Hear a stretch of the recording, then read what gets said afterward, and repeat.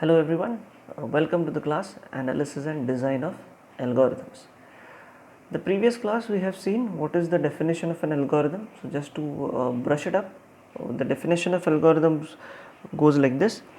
An algorithm is defined as a finite sequence of unambiguous instructions which is used to accomplish a particular task or which is used to solve a particular problem.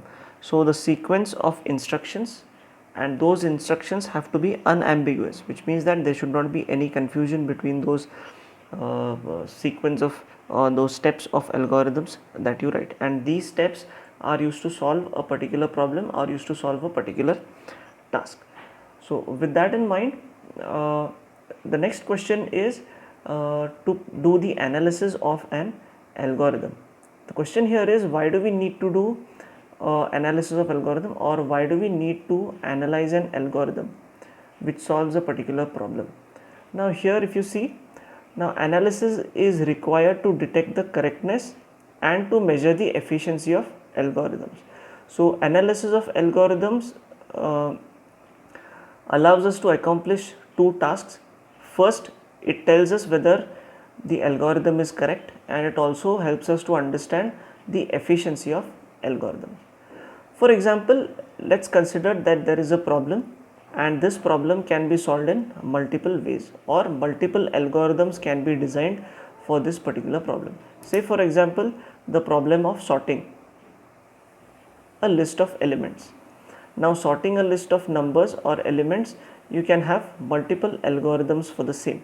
Say for example, insertion sort, bubble sort, radix sort, shell sort, and so on.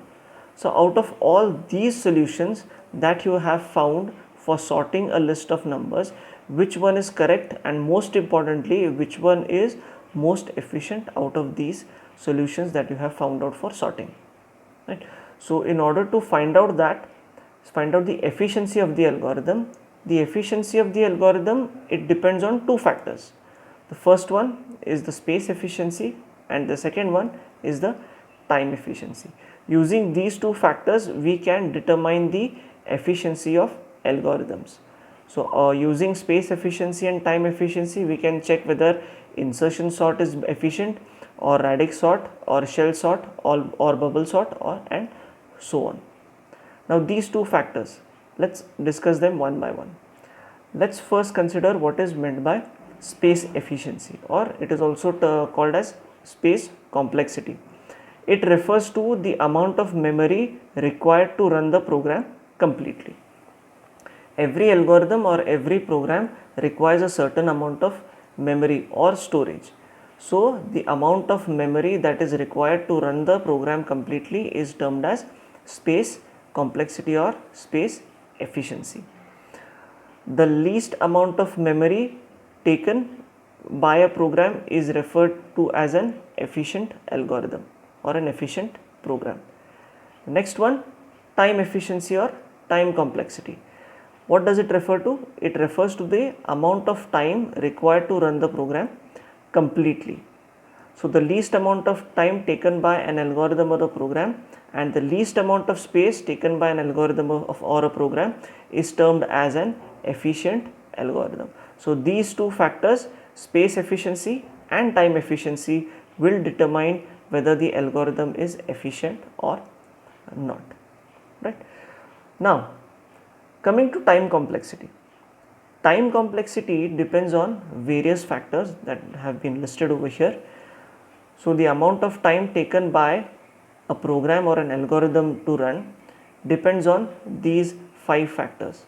What are those?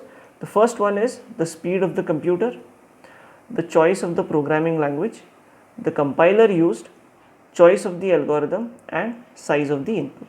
So all these 5 factors determine the time that is required by a program to run completely.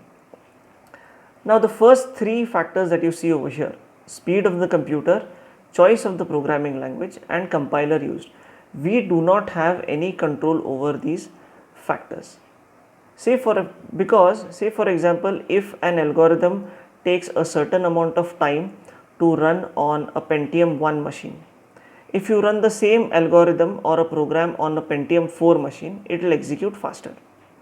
If you run the same algorithm on say a Core 2 Duo processor, it will take faster amount of time. If you run it on Core i3 processor, it will execute in a faster way. So the speed of the computer, we do not have any control on this. Similarly, choice of the programming language and compiler used. So these three factors are not under our control. So the time complexity or time efficiency is calculated using choice of the algorithm and also the size of the input. These two things we are under our control. Now we'll see how to measure an input's size. We have seen previously that the time complexity depends on the size of the input. The big question here is, how do you measure the size of the input? Now the input size is measured and it generally depends on what the algorithm does. Whatever your algorithm, whatever task your algorithm performs, the size of the input depends on that. So there are certain factors which determine the input size. So what are those factors? The first factor is number of inputs. The second one, algorithms involving properties of numbers, and the third factor is the operation that is performed by the algorithm. Let's discuss them one by one. The first one, the number of inputs. Say for example, sorting and searching of arrays. In such algorithms, the value of n is directly proportional to the size of the data to be processed. So if we are considering an array of size 5 or say 10, then the size of the data to be processed is also 10. If you are having an array of size 25, then the size of the data to be processed will also be 25. Hence, the value of n here is directly proportional to the size of the data to be processed. Here n refers to the size of the input. N refers to the size of the input. So in such cases, this is how you measure the input size. Examples are searching and sorting of arrays. The next factor is algorithms involving properties of numbers. Here, if an algorithm takes a single number as an input. So what are the cases where an algorithm takes only a single number as an input? Is to check whether the number is prime or not. When in this algorithm, the input is only a single number, say for example 5. Check whether the number 5 is prime or not. So in such cases, how do we determine the size of the input? The size of the input is determined by using the number of bits in the number. Now whatever number of bits are present in this number, say 5 or 10 or 13. So the number of bits in these digits is used to determine the input size. The next factor is the operations that is performed by the algorithm.